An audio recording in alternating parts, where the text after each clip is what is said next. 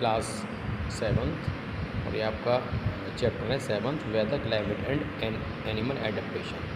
तो देखिए इसमें क्या है, वेदर है, एलिमेंट्स ऑफ वेदर है, क्लाइमेट है, एडेप्टेशन है। तो सबसे पहले आते हैं वेदर। वेदर कहते हैं मौसम। मौसम क्या रहता है, मौसम और जलवायु काफ़ी करीब होते हैं। जलवायु मौसम में कुछ अंतर है, ठीक है ना। जलवायु जो होती है वो बड़े भूखंडों के लिए, बड़े कालखंडों के लिए आती है, और वेदर होता है वो छोटे कालखंड के लिए आता है। जैसे वेदर है मौसम, जैसे जाड़े का मौसम, गर्मी का मौसम, और क्लाइमेट है जलवायु। जैसे बम्बई की जलवायु सदा एक सी रहती है। तो इस टाइप से जलवायु और मौसम में हमने आपको अंतर बताया। तो मौसम अब आता है क्लाइमेट, जलवायु के बारे में। तो देखिए जलवायु किसी स्थान के वातावरण की दशा को व्यक्त करने के लिए प्रयोग किया जाता है। यह शब्द मौसम के काफ़ी करीब है, पर जलवायु और मौसम में कुछ अंतर है। जलवायु बड़े भूखंडों के लिए, बड़े कालखंड के लिए ही प्रयुक्त होता है, जबकि मौसम अपेक्षाकृत छोटे कालखंड के लिए और छोटे स्थान के लिए प्रयुक्त होता है। अब आता है एडेप्टेशन। एडेप्टेशन किसे कहते हैं? एडेप्टेशन कहते हैं अनुकूलन। तो अनुकूलन किसी विशेष वातावरण में सुगमतापूर्वक जीवन व्यतीत करने एवं वंश वृद्धि के लिए जीवों के शरीर में रचनात्मक एवं क्रियात्मक स्थायी परिवर्तन उत्पन्न करने की प्रक्रिया है। जैसे अनुकूल किसी जो जीव जंतु होते हैं उनके रहने के लिए सुगमतापूर्वक स्थान एवं उनके लिए वातावरण, ठीक है, ये और उनकी जीवों के बढ़ने में मदद करना उस वातावरण का, ठीक है, और रचनात्मक एवं क्रियात्मक स्थायी परिवर्तन होना, ठीक है, अनुकूलन होता है। तो अनुकूलन आप देखिए, अब लेसन शुरू करते हैं इसके बारे में। Weather and climate affect our lives in many ways. जलवायु और मौसम हमारे जीवन को प्रभावित करते हैं। We use different things on different days और on different times of a day. We use different things, हम बहुत सी चीज़ें यूज़ करते हैं डिफरेंट डेज, बहुत भिन्न भिन्न दिनों में और भिन्न भिन्न समय में। It all depends upon weather condition, ये सब वेदर कंडीशन पर डिपेंड होती है। For example we wear cotton clothes during summer. हम कॉटन क्लॉथ कब पहनते हैं? गर्मियों में। And woollen cloth during winter, और जाड़ों में क्या पहनते हैं? विंटर, मतलब woollen cloth. So the term weather is use to get a general idea about the atmospheric condition. तो ये एटमॉस्फियर के हिसाब से हमारा रहता है, वातावरण के हिसाब से रहता है। और ये वेदर। अब what is the weather? Weather क्या है? The term weather is use to describe the day to day conditions of the atmosphere of a place regarding temperature, humidity, rainfall, wind speed etcetera. तो weather में क्या क्या describe करते हैं? Temperature, humidity आर्द्रता, rainfall और विंड हवा, speed. The weather of a place is generally represented in a report called weather report. और जो किसी स्थान की मौसम की जो रिपोर्ट आती है वो वेदर रिपोर्ट होती है। Weather report carries the information about temperature, और इसमें क्या क्या रहता है? टेम्परेचर रहता है, तापमान रहता है, आर्द्रता रहती है और रेनफॉल रहती है। The weather report is prepared by the meteorological department, ठीक है। तो ये मेथोगोरिकल डिपार्टमेंट से के अधीन रहती है। एलिमेंट्स ऑफ वेदर, वेदर के एलिमेंट्स क्या क्या हैं? तो the weather report is prepared by the meteorological department, ठीक है। तो ये मौसम विभाग से वो वेदर की रिपोर्ट आती है। एलिमेंट्स ऑफ वेदर, वेदर के एलिमेंट्स, तत्व।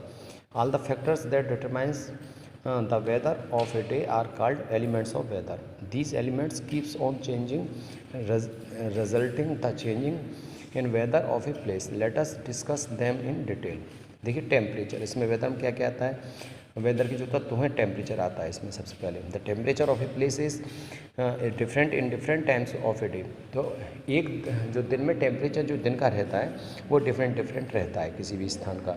Temperature is mainly determined by the sun, किस पर निर्भर करता है? सूरज पर। In the afternoon its rays fall directly on the earth because it is just over head.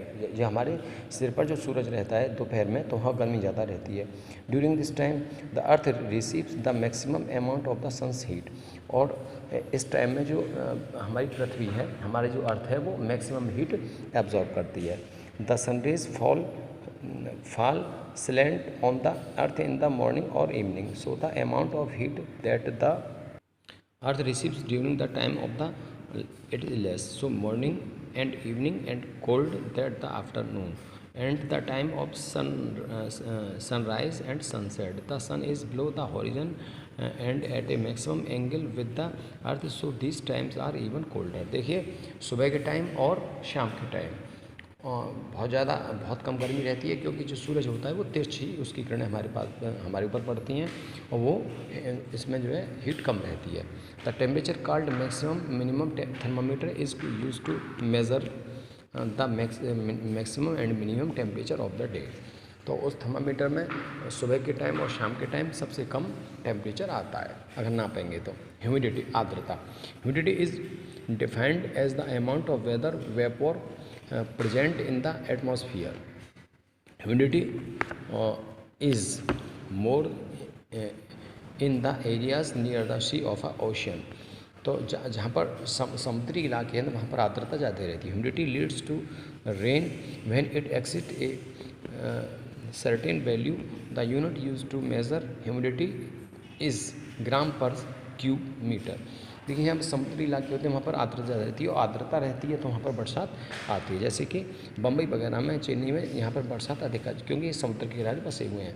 During the rains monsoon humidity is high. और बरसात के समय जो ह्यूमिडिटी आर्द्रता रहती है वो बहुत हाई रहती है.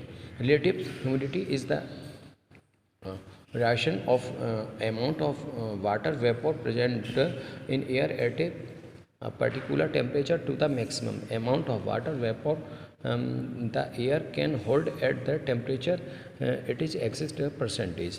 For example, देखिए we know that at 30 degree Celsius a maximum humidity at a place of 30 gram oblique meter cube. If on a day the humidity of found to be 15 gram oblique meter cube at 30 degree Celsius, the relative humidity will be. ठीक है, तो relative humidity is measured with an instrument called the hygrometer. Rainfall आता है. Is certain amount of water is held by air. When the amount of water reaches its maximum limit it is called the saturation point. When the amount of water increase beyond this point the vapor start to condense to form water droplet.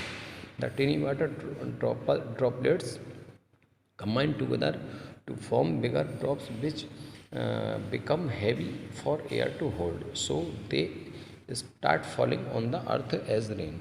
A device called the rain gauge it used to measure the amount in rainfall. Rainfall is measured in millimetres. ठीक है, तो mm में millimetres में ये rainfall मापा जाता है. अब आता है climate.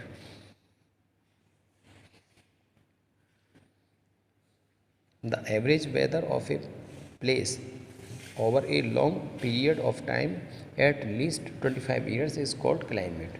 For example, if a temperature of an area remains very below. यदि किसी एरिया का टेम्परेचर बहुत बिलो रहता है, नीचा रहता है, डाउन रहता है for most of the time of the year, कुछ समय के लिए, ईयर के लिए, its climate will be describes as cold. तो वहाँ पर एक कोल्ड रहती है. The areas which receives a large amount of a sun's heat. और जहाँ पर सन्स की हीट बहुत आती है and enough rainfall would be called hot and humid. और वहाँ पर अगर सूरज अगर बहुत ज़्यादा निकलता है तो वहाँ पर हीट आती है और जहाँ पर बरसात रहती है वहाँ पर ह्यूमिड आर्द्रता आती है. The factors which decide the climate of a place are as follow. अब ये रहता है, अभी आता है देखिए लैटीट्यूड. लैटीट्यूड के बारे में आपको बता देता हूँ कि लैटीट्यूड होता क्या है. भूगोल में किसी स्थान की स्थिति को बताने के लिए उस स्थान का अक्षांश तथा देशांतर, लैटीट्यूड और लॉन्गिट्यूड बताया जाता है. किसी स्थान पर अक्षांश धरातल पर उस स्थान की उत्तर दक्षिण स्थिति को बताता है. उत्तरी और दक्षिणी ध्रुवों का अक्षांश क्रम से 90 डिग्री उत्तर तथा 90 डिग्री दक्षिण होता है. तो देखिए किसी स्थान के अक्षांश का मान 90 डिग्री, उस स्थान को धरती के केंद्र से मिलाने वाली रेखा तथा उसके अक्षांश की रेखा विषुवत वृत्त को जहाँ मिलती है उस बिंदु से धरती के केंद्र से मिलाने वाली रेखा के बीच बना कोण। इस प्रकार विषुवत वृत्त के सभी बिंदुओं का अक्षांश शून्य होता है, ठीक है ना। अर्थात भूमध्य रेखा 0 डिग्री अक्षांश से होकर जाने वाली रेखा है, ठीक है। अब विषुवत वृत्त की उत्तरी एवं दक्षिणी दिशा में 1 डिग्री के अंतराल से खींची जाने वाली नंबर 90 अक्षांश वृत्त होते हैं, यानी कि किसी भी स्थान पर अक्षांश 90 डिग्री से अधिक नहीं हो सकता। तो ये आपका अक्षांश और अक्षांश रेखाएं, काल्पनिक रेखाएं, इनकी संख्या अनंत है। एक अक्षांश डिग्री के अंतराल पर कल्पित किए जाने पर अक्षांश रेखाओं की कुल संख्या 90 + 90 + 1, ठीक है, 181, और यह दोनों ध्रुवों की रेखा माना जाए तो चूँकि ये बिंदु है तो 179 बताई जाती है, ठीक है ना। अब देखिए, और तो संक्षेप में देख लीजिए। तो भूगोल में किसी स्थान की स्थिति को बताने के लिए उस स्थान का इस अक्षांश तथा देशांतर बताया जाता है। किसी स्थान का अक्षांश धरातल पर उस स्थान की उत्तर दक्षिण स्थिति को बताता है, ठीक है ना। उत्तरी और दक्षिणी ध्रुवों का अक्षांश क्रमशः 90 डिग्री उत्तर तथा 90 डिग्री दक्षिण होता है, ठीक है ना। अब इसके बारे में मैं आपको इंग्लिश में बता देता हूँ। मैंने आप थोड़ा सा हिंदी में बता दिया था ताकि आपको इसका लेटीट्यूड के बारे में आपको पता चल जाए। The distance of a place from the equator is called the latitude. The equator is the region which receives maximum heat of the sun. So the areas near the equator area are hot. As we move further from the equator, the temperature starts to reduce and the climate becomes moderate. Further on moving towards the poles, the temperature reduce, so here the climate starts to become cold. देखो अब देखिए, on the basis of the distance from the equator and average temperature the earth can divided into this distinct zone. First होता है torrid zone, is the area near the equator and it has hot and wet climate. Frigid zone is the polar area of the extremely cold climate. Some countries of polar region are Sweden, Finland, Canada, Greenland, Norway, Iceland, Alaska और शिबेरिया।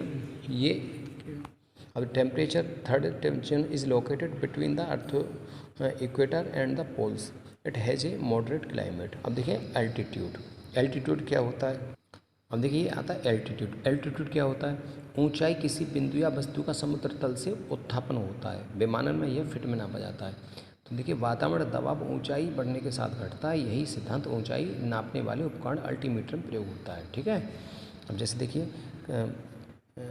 Countries that have tropic rainfalls of India, Indonesia, Brazil, Kenya, Uganda, Nigeria and the Republic of Congo. Altitude is defined as the height of the place above the sea level, मतलब sea level से highest जो उसका स्थान होता है, ऊंचाई। Like latitude is the altitude is the place increases, it becomes colder. That is why we feel usually colder as we go higher on a mountain. जब जैसे हम देखिए ऊपर जाएंगे पहाड़ों पर तो हमें क्या होगा, वहाँ ऑक्सीजन की कमी होगी और हमें ठंड महसूस होगी, ठीक है।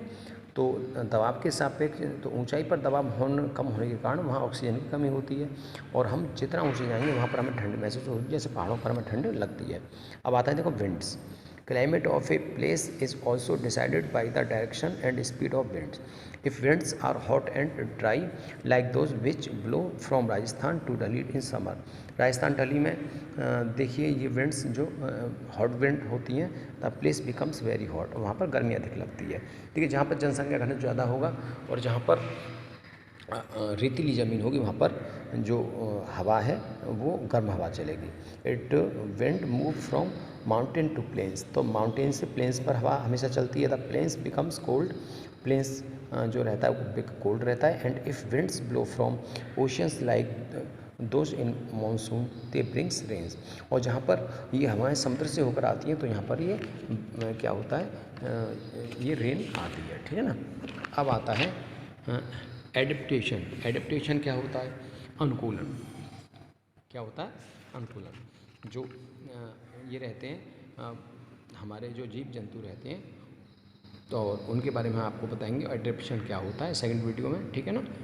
तो इस वीडियो में हमने आपको वेदर और क्लाइमेट के बारे में बता दिया है। ओके।